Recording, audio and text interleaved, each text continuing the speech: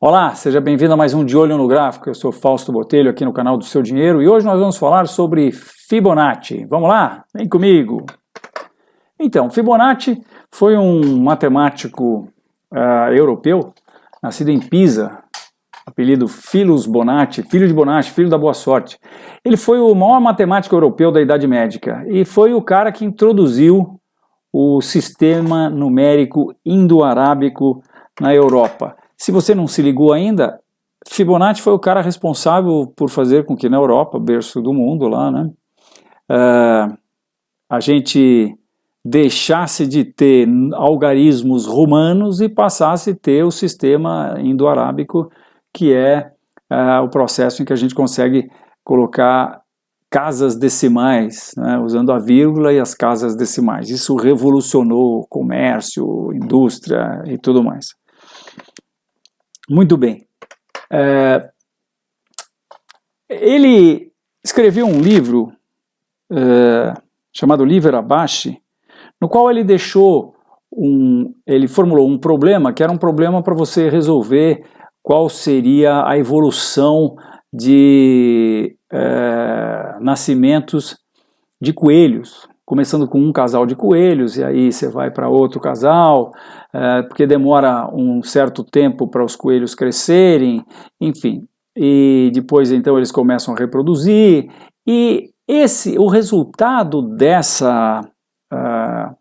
desse problema proposto pelo Fibonacci no seu livro é a série que passou a se chamar, muitos anos depois, um matemático também europeu, Eduard Lucas, acabou dando a essa série de números o nome de série Fibonacci.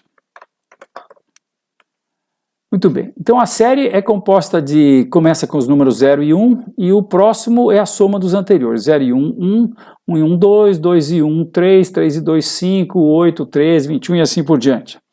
A característica principal da série é que se você dividir um número pelo anterior, você vai tendo um número abaixo, um número acima, um número abaixo, um número acima, um número abaixo, um número acima, de um número muito especial que passou a ter o nome de Φ, que também é chamado de razão dourada. Φ é 1.618, mas ele é um número que não termina mais, e esse número tem umas características que são únicas. Os matemáticos e os filósofos, quando você fala de Φ, eles até tremem, porque Φ, veja só você, é o único número cujo quadrado é ele mais 1. Se você multiplicar aí na sua calculadora 1.618 vezes 1.618, você vai ver que isso dá 2.618. Não existe outro número que multiplicado por ele mesmo dê ele mesmo mais 1. E mais, o inverso de Φ, adivinha o quê? Ou seja, 1 dividido por 1.618 é ele menos 1. É 0.618. Incrível, né? Só por isso a gente já fica intrigado aí para saber um pouco mais sobre a série Fibonacci. Mas vamos lá. 1.618 era chamada de razão dourada, porque se a gente tiver um segmento de tal maneira, e a gente dividir esse segmento de tal maneira que o maior dividido pelo menor dê 1.618, ou o todo dividido pelo maior dê 1.618, então a gente chega numa divisão que, se a gente transformar a parte menor na comprimento e na largura, a gente vai ter o que a gente chama de retângulo dourado. E esse retângulo dourado, minha gente, que nada mais é do que um retângulo que, se a gente dividir o comprimento pela altura, pela largura, nós vamos ter 1.618. Esse retângulo é aquele que nós, seres humanos, consideramos o mais estético, o mais agradável aos nossos olhos. E por isso mesmo, a próxima vez que você for visitar um museu de quadros, seja aqui ou no Louvre em Paris, você leva lá sua treninha. Lógico que você não vai poder fazer isso, né? Mas digamos que você pudesse, você meça o comprimento e a largura dos quadros, e você vai ver que tem um monte de proporções, 1.618, ou seja, tem um monte de quadros que foram feitos com as proporções do retângulo dourado, retângulo áureo, que são as proporções Fibonacci. Mas a coisa vai em frente. Existem diversas ocorrências dessas proporções Fibonacci na natureza. Por exemplo, se a gente pegar essa plantinha aqui e a gente usar esse... Deixa eu ver se eu estou mostrando aqui o que eu tenho que mostrar. Se a gente pegar esse compasso, que é um compasso especial, que ele se abre nas proporções Fibonacci. Então, à medida que ele se abre, esse segmento aqui do compasso, se for dividir por esse segmento aqui, vai dar 1.618, tá? Então, é um compasso Fibonacci. Então, a gente vê que essa plantinha solta as suas folhas usando as proporções Fibonacci. Então, esse segmento mais esse segmento dividido por esse dá as proporções Fibonacci. Se a gente for lá no Capitólio e também pegar esse compasso e medir as principais medidas do Capitólio, nós vamos ver que também são proporções Fibonacci. Mais ocorrências, se a gente mede o girassol, nós vamos ver que o círculo está para o tamanho das pétalas seguindo as proporções Fibonacci. Tem mais ainda, essa parte interna dele aqui também, ele também segue proporções Fibonacci, já vou mostrar. Vejam só, a abelha, a parte do corpo e mais a cabeça, proporções Fibonacci. A parte aqui da bundinha dela, mais o corpo, proporções Fibonacci. Isso vai embora. Essa estrela, que é uma estrela usada em muitas religiões, é totalmente proporções Fibonacci. Aqui, o Partenon, lá em Atenas, também a gente vê que tem proporções Fibonacci. A Aquileia pitármica é uma plantinha que tem a difícil tarefa de fazer com que todas as suas flores tenham literalmente um lugar ao sol. Ela precisa soltar os galhos dela de maneira que todas as flores que ela vai dar peguem sol. Ela solta os galhos, adivinha o quê? De acordo com as proporções Fibonacci. Solta um galho, depois 2, depois 3, depois 5, depois 8, depois 13 e por aí vai.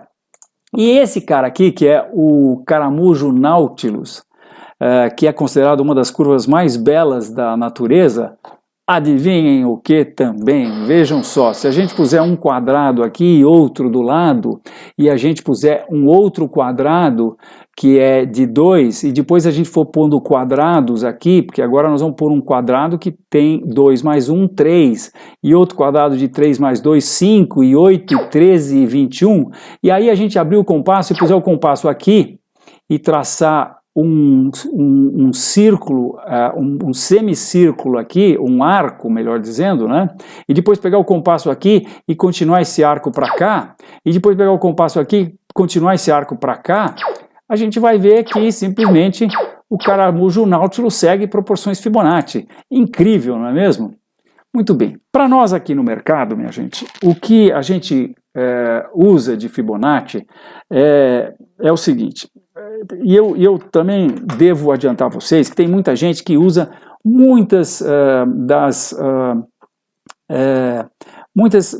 usa Fibonacci de uma maneira muito mais sofisticada.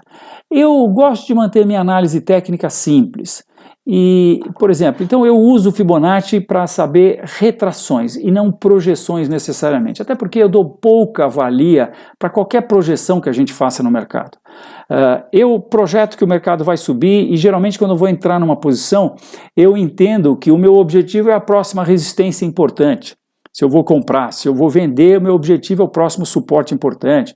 Ou às vezes a gente sai de uma formação gráfica, como por exemplo um triângulo ascendente, e aí o triângulo tem condições de nos projetar um objetivo. Então a gente projeta esse objetivo e geralmente a relação lucro-prejuízo é mais do que 2, 3, 4 a 1 e que para mim é muito bom. Agora, eu não vou necessariamente, porque eu também não faço day trade, eu faço e advogo que day trade é muito difícil você ter bons resultados. Até recentemente saiu uma estatística bastante negativa para quem faz day trade. Apenas uma pequenina parcela deles, dos traders que fazem day trade, é que acabam tendo sucesso, né?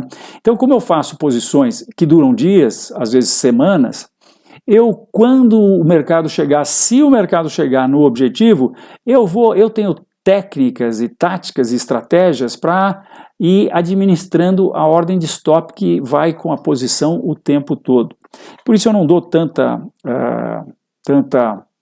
importância para projeções de objetivos, porque eu não vou colocar uma ordem para vender lá. Ora, se o mercado chegar no meu objetivo e passar ele de passagem, por que eu vou vender no objetivo? Eu vou seguindo com a posição está no lucro, eu vou seguindo com a posição e vou com ela até onde o mercado me permitir que eu vá com ela.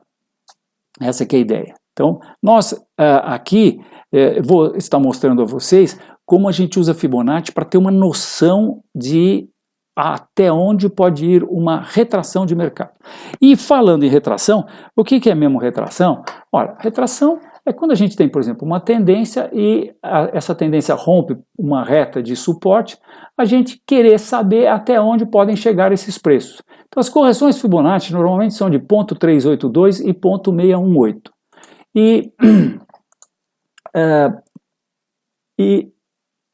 Eu aqui estou mostrando, vou deixar só na tela um pouquinho para vocês terem uma ideia, mas isso aqui é se você dividir um número pelo outro, quanto você vai tendo, e você vai tendo as divisões de um pelo outro, e aqui você vai tendo a divisão de um pelo segundo número, tá? Então 3 dividido por 1 dá 3, 5 dividido por 2 dá 2,5, e aqui você dividindo o número pelo terceiro número, 3 dividido por 1 dá 3, 5 dividido por 1 também vai dar 3, e assim por diante, vai dar 5, e 8, agora já vai 8 dividido por 2 dá 4, e disso você tira toda uma série de proporções Fibonacci. Então a gente aqui vê que a coisa vai longe, você pode sofisticar bastante a parte de Fibonacci se você quiser. Eu não gosto, eu acho que a gente tem que tornar as coisas simples e usar só os princípios básicos desses conceitos de análise técnica.